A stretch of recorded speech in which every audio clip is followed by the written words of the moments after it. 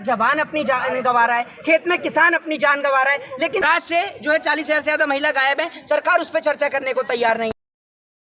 देखिए, आज ये देश का दुर्भाग्य है कि देश की जो सरकारें हैं, देश के जो नेता हैं, मंत्री हैं, प्रधानमंत्री हैं, जब ये रेसलर्स ना मेडल्स लेकर आते हैं ना, गोल्ड सिल्वर लेकर आते हैं, तो प्रधानमंत्री इनके साथ फोटो भी खिंचवाते हैं और आइसक्रीम भी खाते हैं। देश के प्रधानमंत्री जी जामा मस्जिद से मन की बात कर सकते हैं, लेकिन जामा मस्जिद से कुछ ही किलोमीटर की दूरी पर जंतर मंतर पर जो रेसलर्स धरना दे रहे हैं, प्रधानमंत्री जी वहां तक नहीं आते और बात भी नहीं करते हैं। दूसरी सबसे बड़ी बात, जब आप कहते हैं कि India is a democratic country, Bharat एक लोकतांत्रिक देश है, उस लोकतांत्रिक देश के अंदर किस प्रकार से लोगों को बोलने की इजाजत नहीं होती है, राइट टू स्पीच और राइट टू फ्रीडम की आजादी नहीं होती है। जो प्रधानमंत्री नरेंद्र मोदी जी की मन की बात ना सुने, उनको सजा इस देश में दे दी जाती है। इस देश के अंदर महिलाओं के साथ रेप हो रहा हो और रेपिस्ट खुलेआम घूम रहे हों, जिस देश के अंदर रेपिस्टों का स्वागत फूल की मालाओं से किया जाए, उस देश के अंदर आप उस देश की सरकार से क्या गुहार लगाएंगे? आप एक बात मुझे बताइए, कहां बहन बेटियां सुरक्षित और किस जगह पर बहन बेटियां सुरक्षित हैं? आज से जो है 40,000 से ज्यादा महिला गायब है, सरकार उस पर चर्चा करने को तैयार नहीं है। दूसरा पॉइंट, पहलवानों को यहाँ धरना देते हो 25 दिन से ज्यादा हो गए हैं, सरकार इस पर चर्चा करने को तैयार नहीं है। हाथरस में एक बेटी के साथ बलात्कार हो गया, सरकार उस पर चर्चा करने को तैयार नहीं है।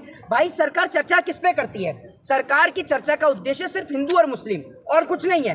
आज एक बात मुझे बताइए, अगर यही रेसलर्स अभी गोल्ड लेकर आए होते तो प्रधानमंत्री देश के किसी भी कोने में हो, दुनिया के किसी भी कोने में हो, यहाँ आते और इनके साथ फोटो खिंचवाकर उसको सोशल मीडिया पे अपलोड करते। क्या प्रधानमंत्री की भूमिका इस देश में सिर्फ फोटो खिंचवाने तक सीमित रह गई है?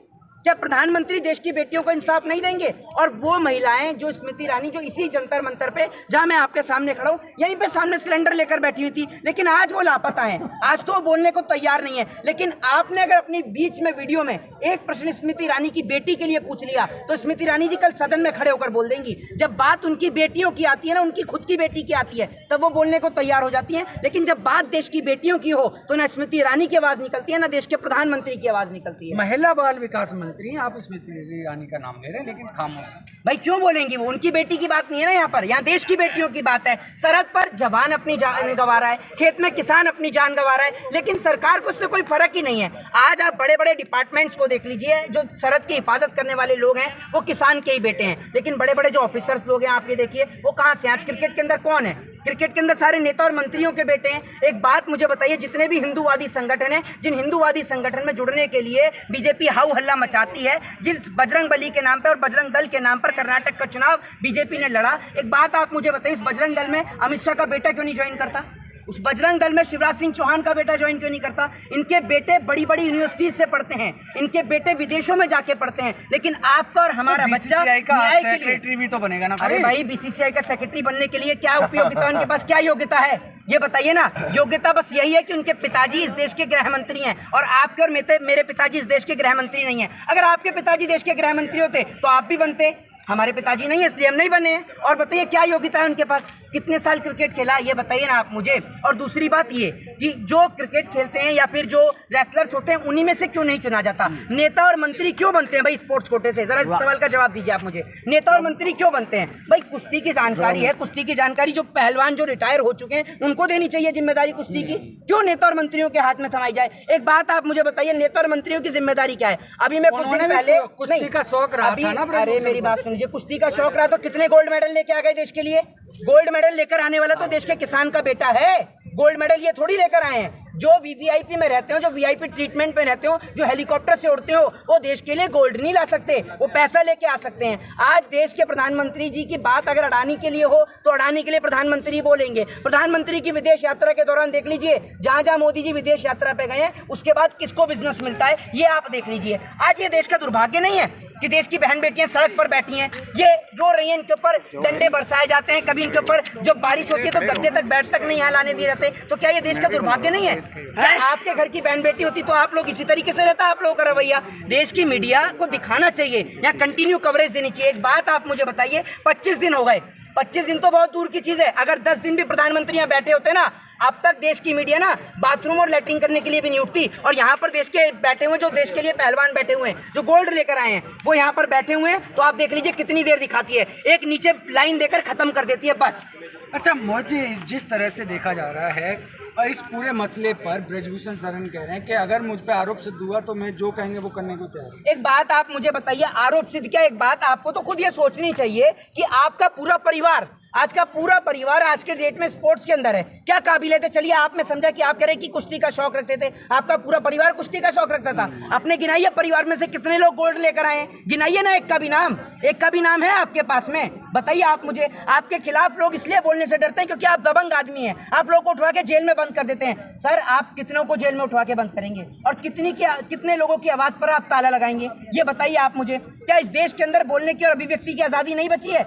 अगर एक व्यक्ति गलत हो सकता है, दो व्यक्ति गलत हो सकते हैं, यहाँ तो इतने सारे पहलवान रेसलर्स बैठे हैं, क्या सभी गलत है? बीजेपी वाले बोल रहे हैं, बीजेपी वाले नेताओं के साथ हर किसी के साथ राजनीति होती है। कह दीजिए कुलदीप सिंह सेंगर भी बलात्कारी नहीं था, उसके साथ भी राजनीति हुई। कह दीजिए ना नित्यानंद भी नहीं था, आसाराम भी नहीं है, उसके साथ भी राजनीति हो रही है। सबके साथ राजनीति होती है ना बीजेपी वालों के साथ। कोई असम के अंदर आप देखते हैं उधर कोई चकला चलाते हुए पकड़ा जाता है, कोई बच्चा चोरी के इल्जाम में पकड़ा जाता है, सबके साथ राजनीति तो होती है। बीजेपी वाले तो सारे दूध के दूल्हे हैं। अमित शाह जी तो भैया, अमित शाह जी तो इतने पढ़े लिखे थे, उनके साथ राजनीति हुई तभी उनको तड़ी पार कर दिया। अपराधी थोड़ी थे, मुजरिम थोड़ी थे वो, राजनीति हुई है उनके साथ भी, है ना? सब चीज में राजनीति आपको नजर आती है। कौन सी राजनीति? एक बात आप मुझे बताइए, इतने साल से तो उनके साथ राजनीति नहीं हुई, आज राजनीति हो रही है उनके साथ में। और आप ये सोचिए ना, सीबीआई, ईडी, अभी विपक्ष का कोई नेता होता तो तुरंत बैठ जाती जांच। सीबीआई, ईडी क्यों नहीं जांच करती है भाई इस चीज के लिए? आप जल्द से जल्द इंसाफ दिलाइए, अपने घर पहुंचेंगे। इनको बैठने का शौक है क्या? आप अपना घर परिवार छोड़ के आप आते हैं यहाँ पर, इंटरव्यू लिया, बाइट ली, अपना काम किया, अपने घर चले गए, ठीक है? आपको शौक थोड़ी यहाँ बैठने का, ऐसी इनको भी शौक नहीं है बैठने का। इनको इंसाफ मिले, ये अपने घर जाना चाहते हैं। ब्रजभूषण कह रहे हैं इनका कैरियर खत्म हो गया है तो अब ये राजनीति कर रहे हैं। हाँ, कैरियर तो नेताओं का ही है ना, नेताओं के पास क्या डिग्री है ये बताइए ना? कैरियर तो आप ही का है, सबका कैरियर तो आप लोगों का है। आप तड़ी पार होने के बाद भी गृह मंत्री बनते हैं, आप देश के नौजवानों को कहते हैं चाय बेचिए। भैया अगर आप चाय बेचने की और पकौड़े तलने की जो नसीहत जो देश के नौजवानों को देते हैं, तो अमित शाह जी का बेटा इस नसीहत पर क्यों नहीं लागू करता? अमित शाह जी का बेटा लगाए बीसीसीआई के बाहर, जहाँ क्रिकेट का मैच हो उस स्टेडियम के बाहर पकौड़े तले। क्यों तलेगा एक गरीब किसान का बेटा पकौड़े? क्या उसको हक और अधिकार नहीं है आईएएस आईपीएस बनने का, डॉक्टर और इंजीनियर और एडवोकेट बनने का? या सारा ठेका इस देश के अंदर नेताओं ने ले लिया? अगर सब चीज के अंदर नेता और मंत्री जा ही रहे हैं तो अपने उनके बच्चे जाएं सरहदों की हिफाजत करने के लिए, क्यों नहीं जाते हैं? आज एक बात मुझे बताइए, यहाँ पुलिस के जवान यहाँ पर तैनात हैं, सीआईएसएफ के जवान यहाँ पर तैनात हैं, सीआरपीएफ के जवान यहाँ पर तैनात हैं। एक बात आप मुझे बताइए, क्या कोई नेता और मंत्री यहाँ तैनात है? बताइए ना आप मुझे। ये लोग अपने घर परिवार छोड़कर इसलिए ये आर्मी का एग्जाम क्लियर करते हैं, पुलिस का एग्जाम क्लियर करते हैं, ताकि अपनी कंट्री में कुछ कंट्रीब्यूट कर सकें, अपने देश की सेवा कर सकें। लेकिन हमारे देश की सरकार हर साल हर 6 महीने में कोई ना कोई ऐसा मुद्दा खड़ा कर देती है कि देश के जवानों को, अपने ही देश के लोगों के ऊपर लाठी और डंडे भाजने पड़ जाते हैं। मोहित जी, एक और बात है, जिस तरह से पूरा जो कुश्ती संघ है उसे बंद कर दिया गया है, दोबारा से चुनाव होंगे तो थोड़ा इंतजार कर सकते हैं। अरे एक बात आप मुझे बताइए, इंतजार, एक बात आप मुझे बताइए, अगर इनकी जगह आपकी बेटी होती या आपकी बहन होती तो क्या इंतजार करने की सलाह देते आप? स्मृति ईरानी की बेटी के ऊपर एक बार सवाल खड़ा कर दिया, स्मृति ईरानी जी 4 दिन तक सदन में चिल्लाई, तो सोचिए इन बहन बेटियों के ऊपर क्या बीतरी होगी। सोच कर देखिए ना, आप डायरेक्ट अपनी बहन बेटी के ऊपर रखकर देखकर सोचिए। और जो लोग बोलने से डरते हैं ना सर, जिंदों की पहचान होती है बोलना, मुर्दे कभी बोला नहीं करते। और क्या करेंगे आप? हमें उठा के जेल में बंद करेंगे? हम क्रिमिनल हैं? क्रिमिनल है क्या हम जो हमें उठा के जेल में बंद करेंगे? Right to speech, right to freedom मेरा फंडामेंटल राइट है। आप मेरे से मेरा फंडामेंटल राइट नहीं छीन सकते हैं, ठीक है ना? और आप मुझे किस सेक्शन में और किस बिहाफ पर आप मुझे बंद करेंगे कि मैं प्रोटेस्ट में शामिल हुआ, इस बिहाफ पे आप मुझे बंद करेंगे? क्यों? आर्टिकल 19 परमिशन नहीं देता आपको ज्वाइन करने के लिए? ये बताइए आप मुझे, आप किस बिहाफ पे बंद करेंगे आप मुझे? इस देश का यंगस्टर ना हिंदू मुस्लिम सिख ईसाई के नाम पर रहना चाहता है। इस देश का यंगस्टर जो है वो एजुकेशन, हेल्थ और डेवलपमेंट पर चर्चा करना चाहता है। इस देश का यंगस्टर चाहता है कि हमारे देश का जवान सरहदों की हिफाजत करे और हमारे देश के जो नौजवान हैं वो भारत देश का नाम और भारत देश का गौरव पूरे विश्व में लहराने का, परचम लहराने का काम करें। मेरा एक और सवाल है, इनको न्याय कैसे मिल पाए? इनको न्याय कैसे नहीं मिलेगा? एक बात आप मुझे बताइए, अगर सीबीआई दिन हो गए, कोई भी अभी सरकार खामोश है। सरकार खामोश तो सरकार तो खामोश रहेगी। जब किसान आंदोलन का पहला दिन था ना, तब क्या क्या नहीं कहा गया किसानों को? पहले दिन से लेकर आखिरी दिन तक यही कहा, आपने सुना होगा कि इनको देशद्रोही कहता था, कोई खालिस्तानी, कोई पाकिस्तानी, कोई आतंकवादी। मतलब जो आपको अनाज पैदा करके दे रहा है उसको आपने टेररिस्ट तक घोषित कर दिया, आपने उसको खालिस्तानी पाकिस्तानी बोल दिया। लोग यही कह रहे थे कुछ नहीं होगा, बैठ के अपने घर चले जाएंगे। तो ऐसे तो इन बेटियों को भी बदनाम किया जा रहा है ना। एक बात आप मुझे बताइए, आपके बदनाम करने से क्या कोई बदनाम होगा? जो बदनाम है वो पूरे देश को पता है कि कौन बदनाम है। नहीं, वो उनका काम है बदनाम करने का। वो लोग पूरे देश को पता है कि आपके गृह मंत्री जी की क्या उनकी योग्यता है, ठीक है ना। पूरे देश को पता है कि आपकी पार्टी का एमएलए था कुलदीप सिंह सेंगर, वो बलात्कारी आपकी पार्टी का था। आपकी पार्टी में सारे चोर डकैत जो लोगों को छुरी चलाने की बात करते हैं, छुरियों में धार लगाने की बात करते हैं, वो सब आपकी पार्टी के अंदर है। साध्वी प्रज्ञा ठाकुर छुरी को लेकर बात करते हैं, वो आपकी पार्टी के अंदर है। कुलदीप सिंह सेंगर नहीं, खामोश इसलिए क्योंकि अगर यहीं पे किसी और की सरकार होती तो सारे के सारे नेता मंत्री यहीं जंतर मंतर पे धरना दे रहे होते। आज इसलिए नहीं बोल रहे क्योंकि सरकार तो राजनीति भी नहीं करते थे, तब भी खामोश है सब। भाई एक बात आप मुझे बताइए, पहले मुसलमान, फिर किसान, फिर जवान और अब पहलवान। आप ये समझते हैं हम पिंजरे में कैद उस मुर्गे की तरह हैं जिसको सिर्फ एक मुर्गे को कसाई निकालता है तो सारे मुर्गे खामोश रहते हैं। वो सोचते हैं कि हमें नहीं काटा जाएगा। यही इस देश की गलतफहमी है।